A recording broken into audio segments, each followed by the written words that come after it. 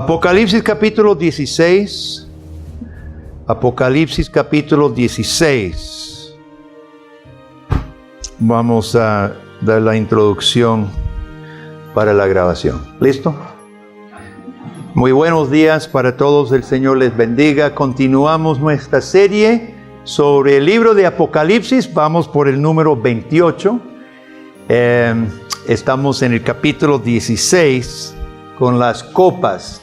Esta es la iglesia Pacto de Gracia, una iglesia presbiteriana y reformada en San José, Costa Rica, y que el Señor les bendiga. Vamos a leer solo los versículos que se tratan de la sexta copa, Apocalipsis 16 del 12 al 16. Apocalipsis 16, empezando en el versículo 12, recordando las otras copas, ¿verdad? Tratando de recordar por dónde vamos. Vamos con estas copas de ira final. El sexto ángel derramó su copa sobre el gran río Éufrates, y el agua de éste se secó, para que estuviese preparado el camino a los reyes del oriente. Y vi salir de la boca del dragón, y de la boca de la bestia, y de la boca del falso profeta, 3 espíritus inmundos a manera de ranas, pues son espíritus de demonios que hacen señales. Y van a los reyes de la tierra en todo el mundo para reunirlos a la batalla de aquel gran día del Señor, del Dios Todopoderoso. He aquí yo vengo como ladrón. Este es Jesús, ¿verdad?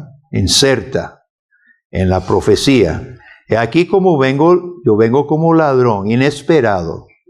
Bienaventurado el que vela y guarda sus ropas, para que no ande desnudo y vean su vergüenza. Ahora seguimos con la profecía.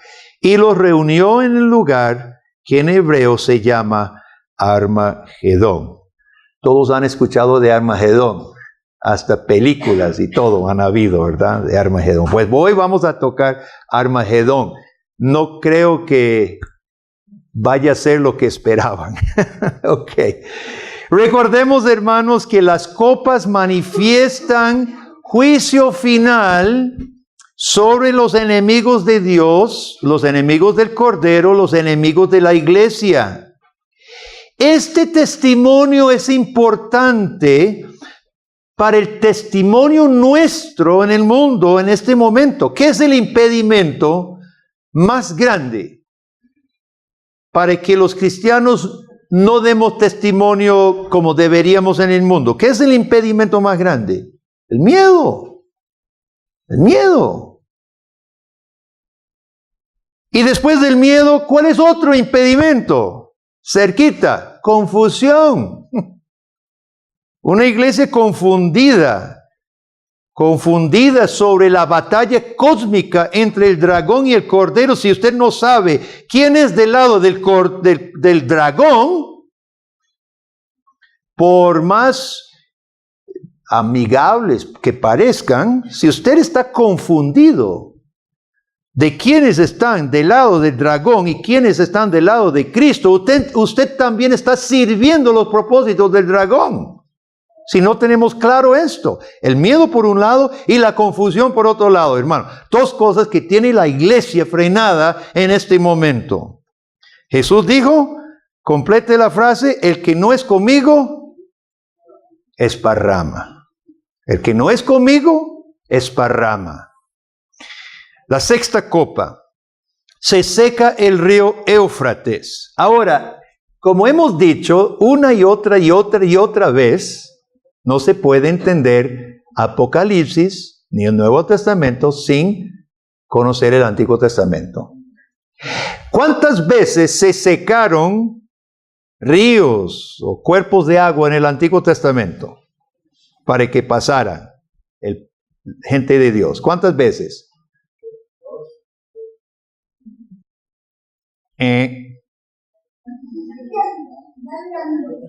¿Quién sabe? El Mar Rojo es el más conocido. ¿Cuál es el segundo? El río Jordán cuando entra el pueblo de Israel. ¿Y hubo otro? Amanda, ¿hubo otro? Con Eliseo y Elías. ¿De acuerdo? Cuando iba a morir Elías, pegó el río con su manto, se dividieron las aguas. Ah, se olvidaron. Bueno, si no recuerda la historia, vaya a la busca. Ahí estaba, en Reyes. Ahora bien, en el Antiguo Testamento, cuando se dividen aguas, es para que pase el pueblo de Dios en triunfo. Pasan para triunfar. Pero aquí parece facilitar los enemigos de Dios. Qué curioso, ¿verdad?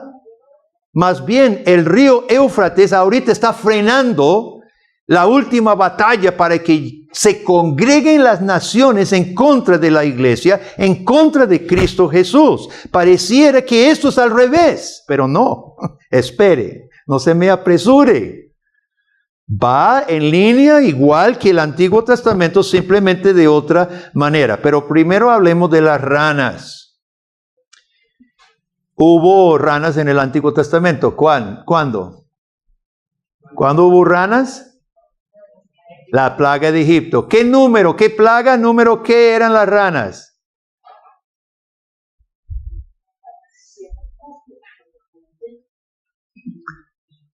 La segunda.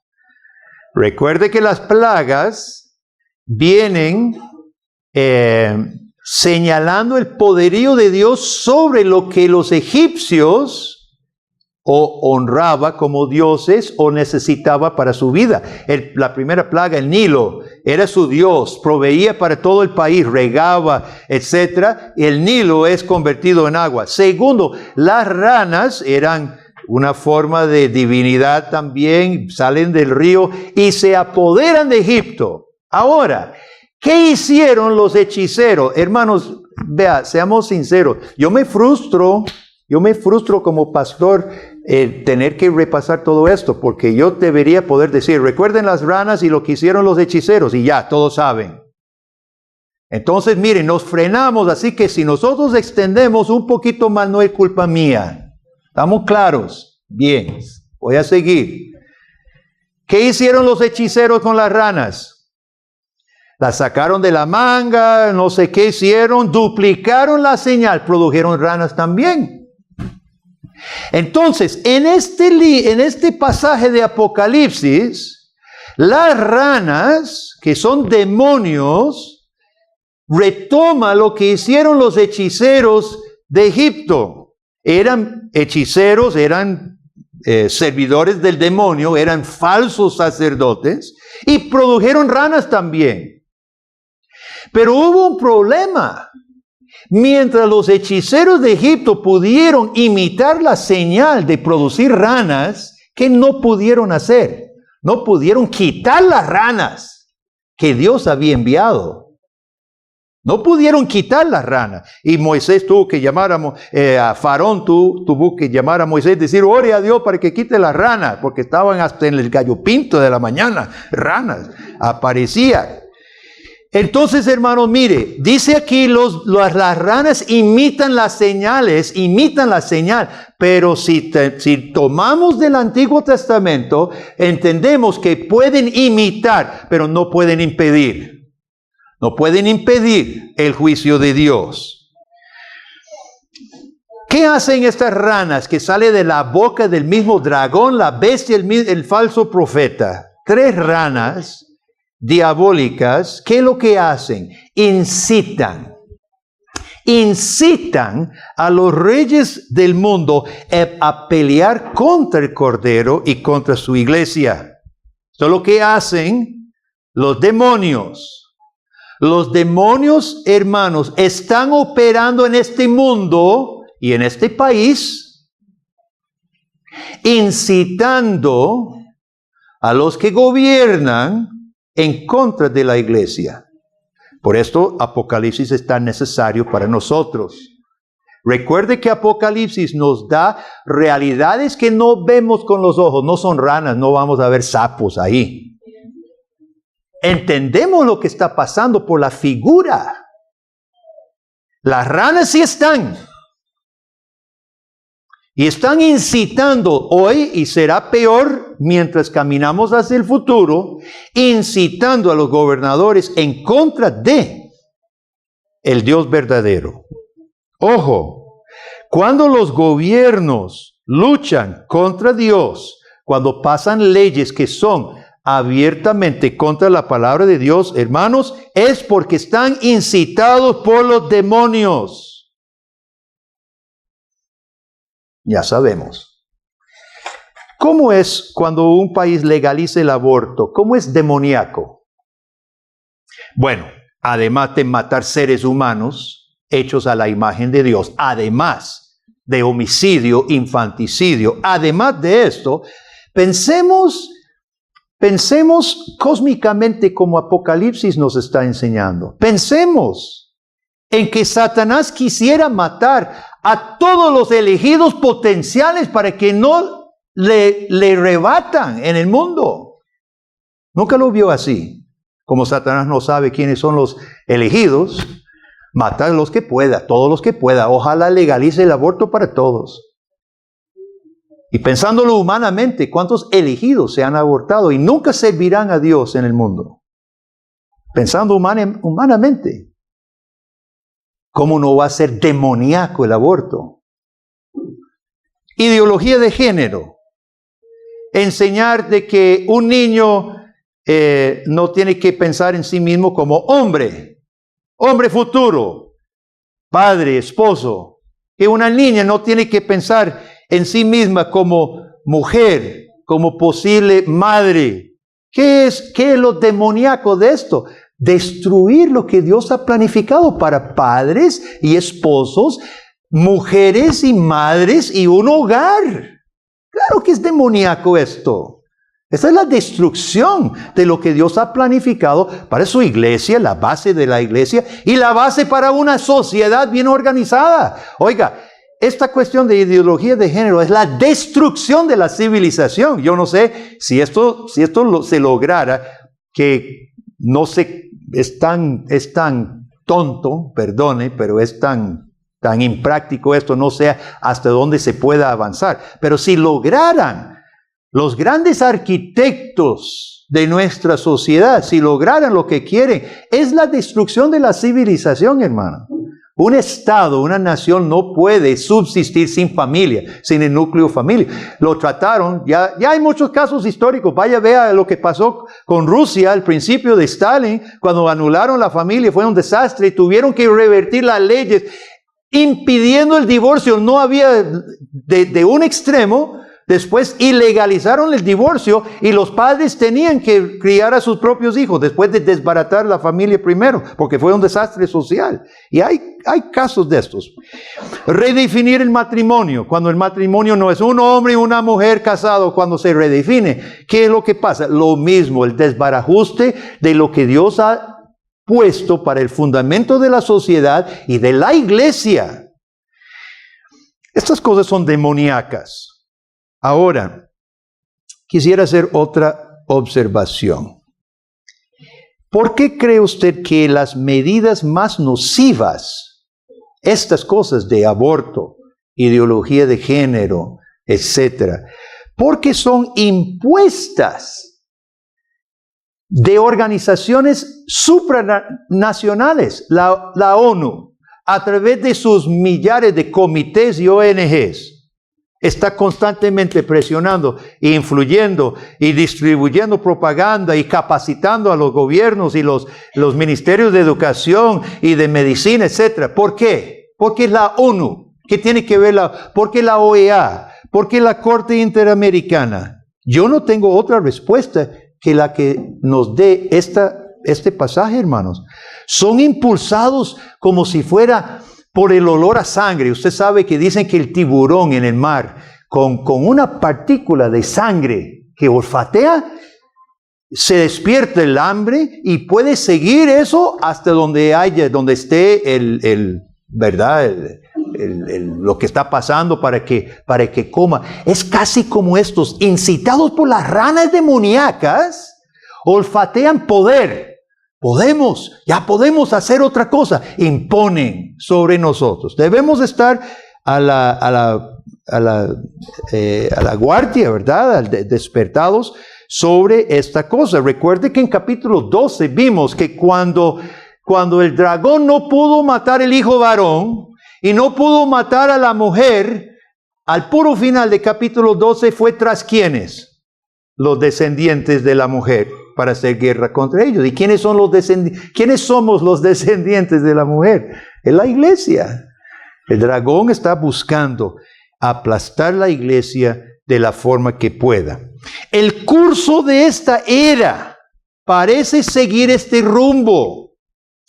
Por un tiempo hay un freno que se representa por el río Éufrates. Recuerde que Asiria y las tribus y aún para Roma los partos estaban al otro lado del río Éufrates. Era como un freno.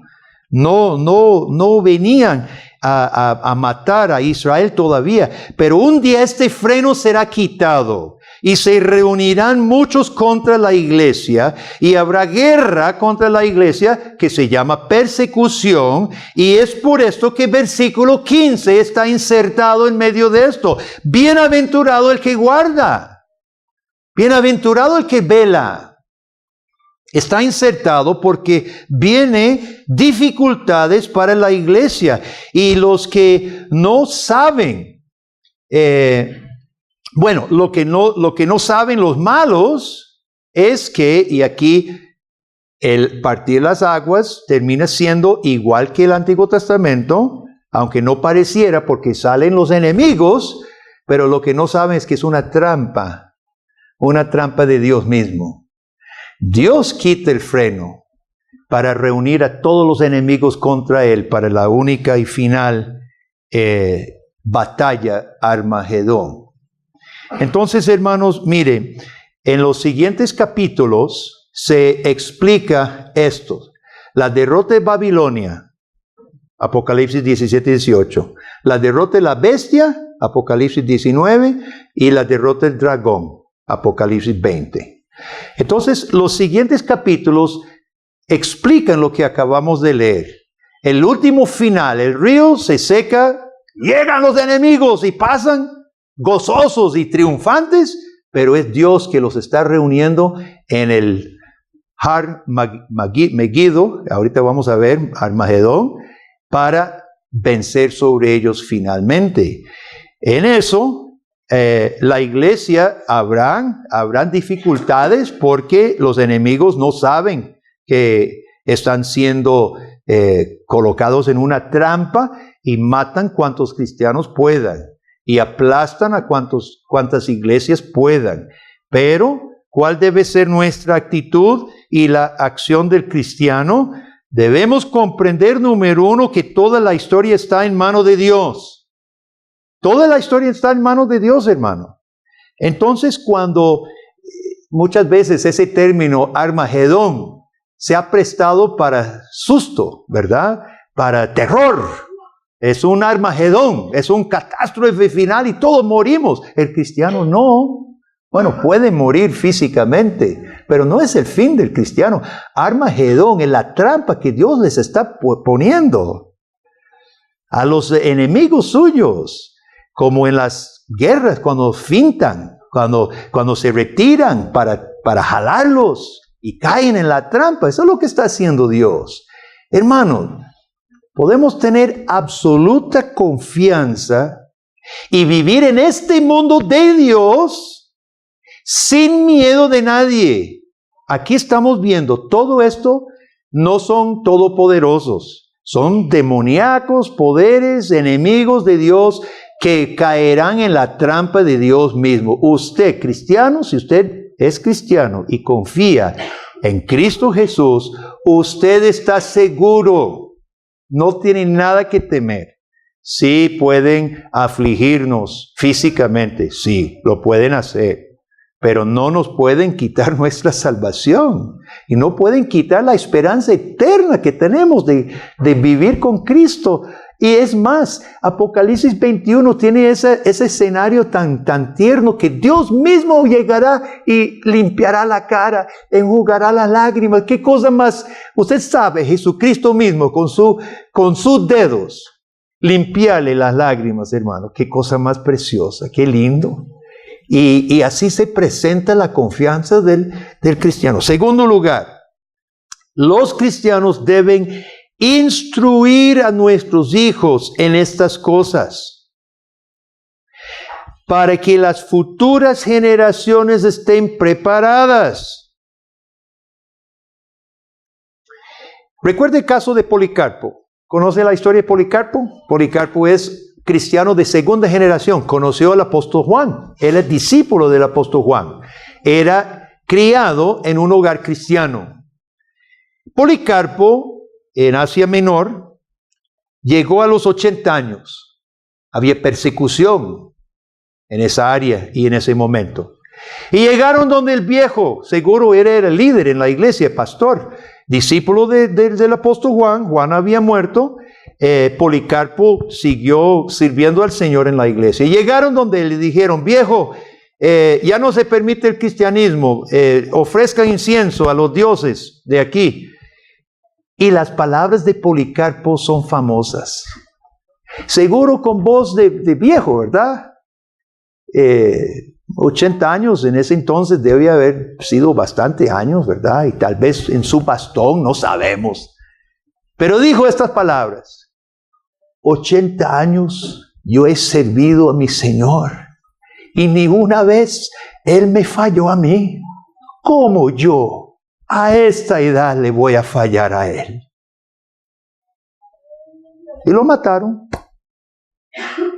Policarpo había sido formado desde su juventud, desde su niñez, en la fe, que no traicionó cuando tuvo que verificar si su fe era real y tuvo que dar su propia vida en martirio.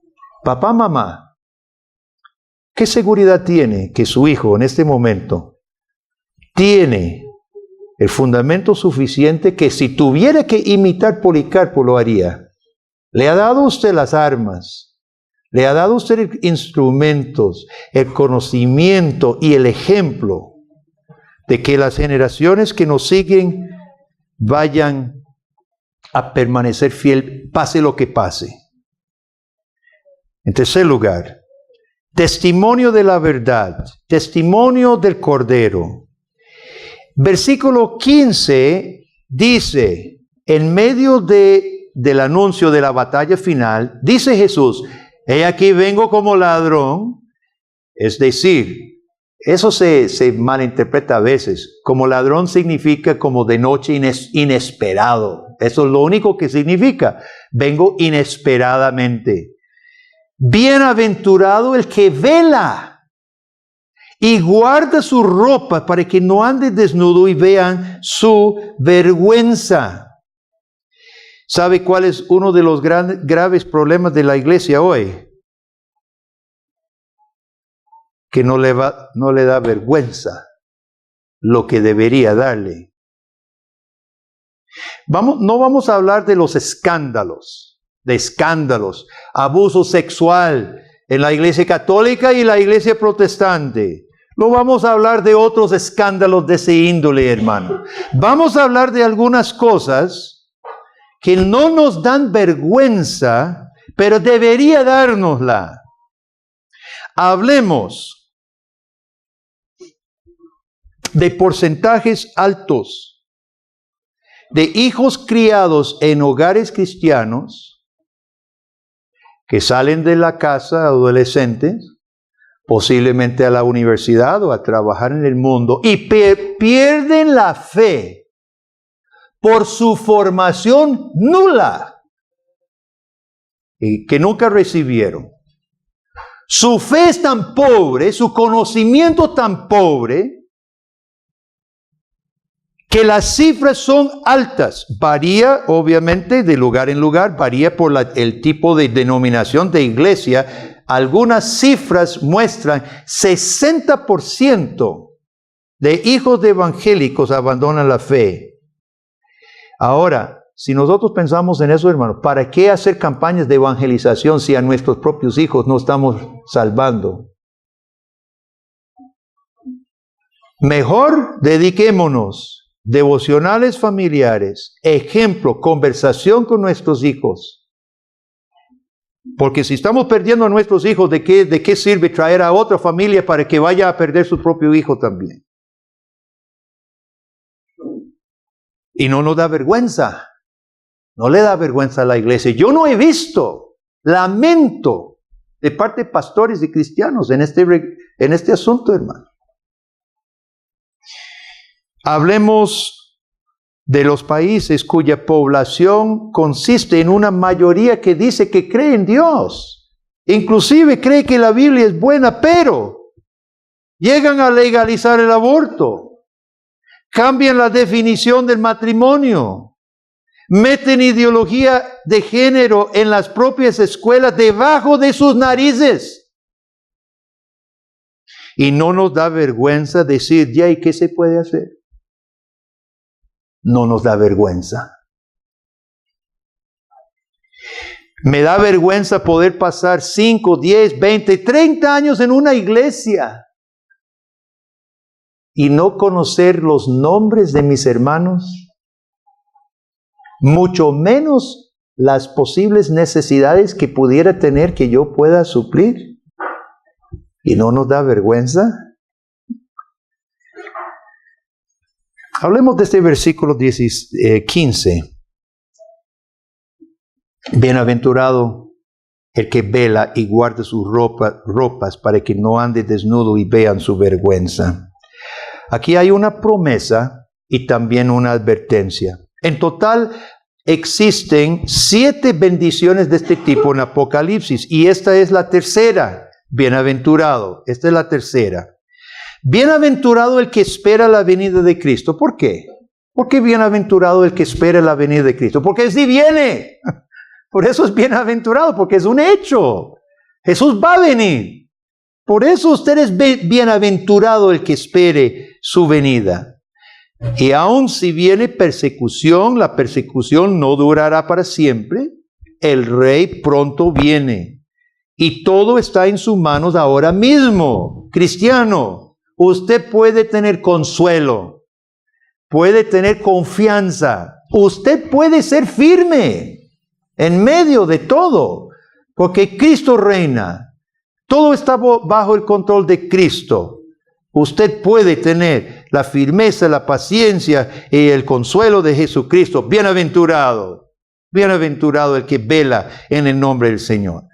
Pero aquí viene también una exhortación del Señor, una advertencia. El cristiano puede caer en diferentes actitudes que nos perjudican. Por ejemplo, la apatía.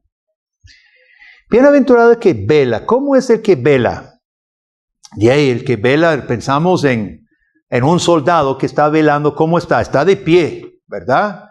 Está velando. No está tirado así, con los ojos cerrados. El que vela está despierto. ¿Qué pasa cuando caemos en apatía? ¿Qué es la apatía? ¿Qué es un sinónimo para apatía? ¿Qué es un sinónimo? Desinterés, ¿verdad? Desinterés. ¿Puede el cristiano caer en la apatía, hermano? ¿En el desinterés? Claro que sí. Claro que sí. Cuando la palabra de Dios a usted no le interesa, usted no está velando. Cuando venir a adorar al Señor, a agradecer al Señor y escuchar su palabra predicada, cuando hay desinterés, usted ha caído en la apatía. ¿Sabe cuál es un indicador casi infalible? La forma en que nosotros guardamos el día de reposo. Eso es un termómetro sin falta. Si el día de reposo para usted, bueno, tal vez va a la iglesia para cumplir, pero si el resto del día es como cualquier día, sábado, día feriado, que no tiene que trabajar, pero hace sus propias cosas, ese es un indicador dónde está su corazón. El día de reposo fue dado de un día especial, reunirnos y luego reposo y comunión. Jesús dedicaba ese día a la sanidad de las personas, la predicación, Este día debe ser un día especial, apartado. Eso es un indicador cómo está mi corazón. Es posible dejar de velar cuando el desinterés invade mi vida. La letargia. Letargia acompaña la apatía. Letargia es pereza, ¿verdad? No puedo hacer nada. La letargia. Dormir, el dormir espiritualmente. Hay otra cosa terrible, hermano, que los cristianos hacemos. Decimos, bueno, ya llevamos 2000 años. Posiblemente vamos 2000 más. Esto se está poniendo, quién sabe cuándo va a volver Jesús. Me voy a salir con el mundo un ratito, a dar una vueltecita y después vengo. Entonces los cristianos se van y disfrutan y algunos nunca vuelven. Ahí murieron. Velar, hermanos. Así como la pasada de Israel por el desierto fue para probarlos. Eso es lo que dice la Biblia. Dios los pasó. Dios pudiera haberlos llevado derechito a Canaán y haberlos metido. No lo hizo. Los llevó por una vuelta. Y dice la Biblia, es para probarlos. Así está esta pasada ahorita, hermano. Por eso estamos durando en el desierto. Aquí estamos 40 años. Estamos dando vueltas. Ahorita llegamos a Canaán, pero no hemos llegado. ¿Sabe para qué? Para que Dios nos pruebe. Para que Dios nos pruebe. Bienaventurado el que vela. ¿Seremos avergonzados? Espero que no. Desnudez. Hablemos de esta desnudez que se descubre. ¿Cuántos recuerdan el mensaje? Algunos de ustedes estuvieron al principio de esta serie. En capítulo 3, versículo 18, la iglesia mundana de la Odisea. ¿Se acuerdan? La Odisea no había persecución, era una iglesia exitosa, una iglesia rica, una ciudad que producía farmacéuticos, colirio y otras cosas, ¿verdad? Y esa iglesia era buena a los ojos del mundo, era rica, era próspera, era exitosa, pero todos sus criterios eran tomados del mundo. Recuerde lo que Jesús les dice que realmente eran. Dice Jesús, y no saben que eres un desventurado, un miserable, un pobre, un ciego, un desnudo. A los ojos de Dios, eso es lo que realmente eran. Ellos se creían, tenía su templo bonito, era gente pudiente, tenía la mejor música de la ciudad, tenía no sé qué más. Y dice Jesús, eres un desventurado, un miserable, pobre, ciego y desnudo. Compre de mí oro verdadero. Consiga de mí colirio para sus ojos ciegos. Ustedes producen colirio en su fábrica, pero eso de nada les sirve al alma. Y consiga de mí vestiduras blancas, porque todo su éxito mundano no servía para nada para justificarlos ante Dios. Más bien perjudicaba. Y dice Jesucristo, consiga de mí la justicia, la única justicia que sirva para que usted sea reconciliado con Dios. Estas son las vestiduras blancas a que se refiere Jesucristo una vez más aquí en nuestro pasaje. Dice Jesús, guarda esas vestiduras y no las ensucie. ¿Qué dijo Pablo en Filipenses capítulo 2?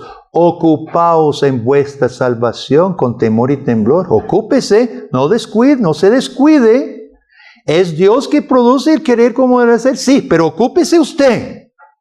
Ocúpese. Yo quiero que lea conmigo 2 de Pedro, por favor. 2 de Pedro, capítulo 1.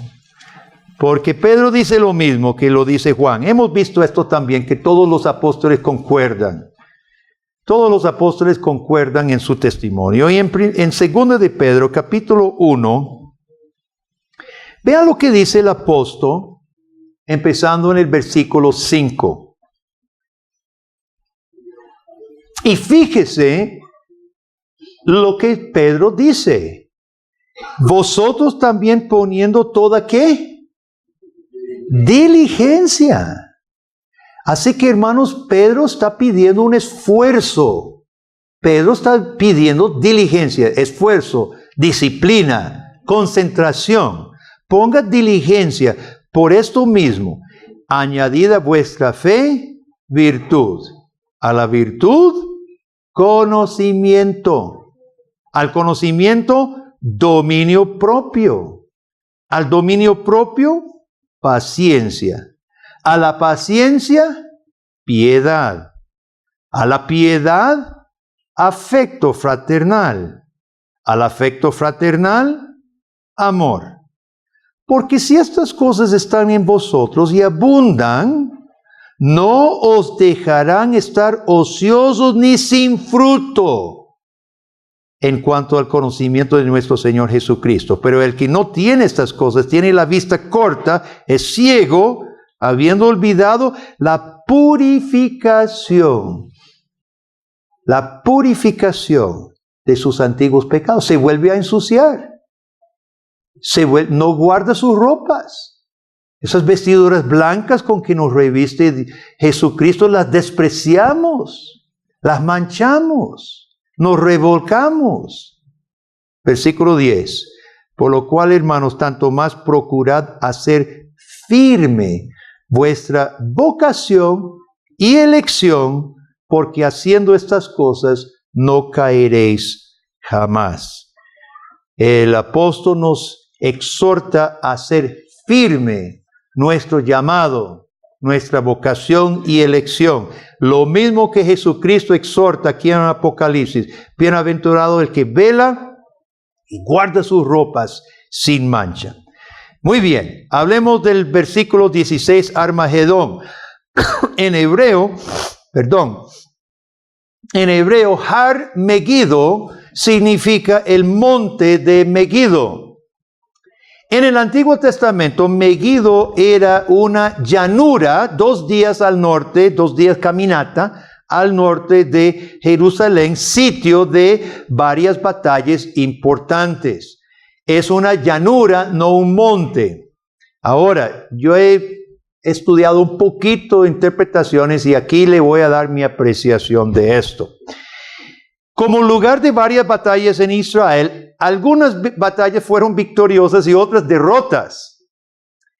Débora, que luchó con Barak contra Sísera y Javín, vencieron en la llanura de Megiddo. Josías, neciamente, imprudentemente, Faraón iba a atacar a Siria y Josías sale a pelear contra Faraón Neco y lo mata. Entonces, la llanura de Megiddo fue batallas exitosas y batallas fracasos en la historia de Israel. Pero como lugar de batalla es un buen símbolo, ¿verdad? Retoma Apocalipsis, retoma un lugar famoso de batallas grandes en la historia de Israel. Pero aquí está el problema. Har Megiddo, Armagedón, significa monte y es una llanura. Entonces, ¿cómo resolvemos esto? Yo creo, mi opinión, hermano, es que este es un recordatorio que Apocalipsis se trata de símbolos, no literales. No va a ser en Megiddo, el Megiddo de Palestina, porque no hay monte Megiddo. Hay una llanura Megiddo, pero no hay un monte Megiddo. Entonces, hermanos, mire, otra vez yo creo que aquí Armagedón representa algo real, pero no literal. No debemos buscar un monte Megiddo. Lo que podemos esperar es la última batalla, pero no es una batalla como hay versiones, ¿verdad?, de proféticos de Palestina, etc. No pensemos en esto. Eso es un enfoque espiritual de la batalla espiritual en un lugar que no existe físicamente. Har Megiddo no existe, no puede existir. Lo que representa es lo real, representa la última batalla donde Dios tendrá la victoria. En conclusión, tres cosas. Mientras la historia marcha hacia su final, muchas luchas se darán entre los seguidores de la bestia y los que son vestidos de las vestiduras de Cristo. Muchas luchas se darán. Número 1, el cristiano, como ya lo hemos dicho, no debe temer. Más bien, como acabamos de cantar, estad por Cristo firme. Levantemos la bandera de Cristo, hermano. Hace falta más en Costa Rica que haya una voz por Cristo. Que levantemos la bandera de Cristo. Hace falta ahorita, porque hay luchas espirituales al interior de nuestra nación. Confiemos, no importa que nos digan y que nos hagan. Eso no importa. Lo que importa es el día final cuando usted dará la cara a Cristo, nada más. Eso es todo lo que nos debe interesar. Número 2. Aquí hay un llamado a guardar nuestras ropas. A guardarlas sin mancha. Hermanos, todo cristiano puede descuidarse. Todo cristiano puede descuidarse. Analícese. Este es un momento ante la palabra de Dios de analizarse. Usted se está descuidando. Su vida, su relación con el Señor está llegando a apatía, letargia, dormir, tentación del mundo, de abandonar. ¿Cómo están? ¿Cómo estamos? Aquí Dios, Jesucristo mismo dice, guarde sus ropas. Yo lo he revestido de blanco, guárdelas. No me las ensucie. Vele y guárdelas. En tercer lugar, este mismo pasaje, aunque esté escrito para la iglesia, viene también un llamado para toda persona escuchando este mensaje, que no esté vestida de las vestiduras de Cristo. Si usted no está vestido de la justicia de Jesucristo, usted está sirviendo la bestia. Porque solo hay dos señores. Jesucristo y el pseudo señor, el dragón y la bestia. No hay intermedio. No hay como decimos nosotros, no hay esa posibilidad de ser ni chicha ni limonada. Eso no existe en las cosas espirituales. O somos de Cristo, vestidos de sus vestiduras, o estamos sirviendo la bestia. Aunque usted no piense que esté sirviendo la bestia, sí lo está haciendo y compartirá su destino, destrucción y muerte. De modo que este pasaje viene como un llamado. Jesucristo ofrece vestiduras blancas, la justicia de Cristo mediante la fe y el arrepentimiento. No demore, no espere, entregue su vida en manos del único y verdadero Salvador y le vestirá de sus vestiduras blancas. El próximo domingo celebramos la Cena del Señor, que siempre decimos es una cena de camino. Es una cena recordándonos del pasado y anunciando el futuro. Proclamamos la muerte hasta que venga. Jesucristo vuelve. Y la cena del Señor nutre espiritualmente a su pueblo hasta el día que Él venga y Él nos sirva personalmente. Cierro con versículo 15. Bienaventurado el que vela y guarda sus ropas para que no ande desnudo y vean su vergüenza. Amén. Oremos. Padre Celestial, muchas gracias por este pasaje, estos versículos, sí son ciertos, oh Dios. Padre, pedimos que las familias aquí representadas se ciñan aún más en preparar futuros Policarpos, fundamentados en su fe, a llegar a viejo, honrando a Jesucristo, no importa las consecuencias. Pedimos, Señor, que tú nos ayudes individualmente, personalmente también, a cuidar nuestras vestiduras con que tú nos has revestido, Señor. a pelear la apatía, pelear la letargia, pelear la tentación del mundo, Señor, para que nosotros velemos y guardemos, oh Padre. Y para toda persona, Padre, escuchando este mensaje que aún no ha recibido las vestiduras de la justicia de Cristo, Padre, que este día, que este momento sea el momento en cuando reconocen a Cristo Jesús como verdadero Salvador, se arrepientan y crean en Jesús. Esta es nuestra oración, que tú guardes tu iglesia, Dios.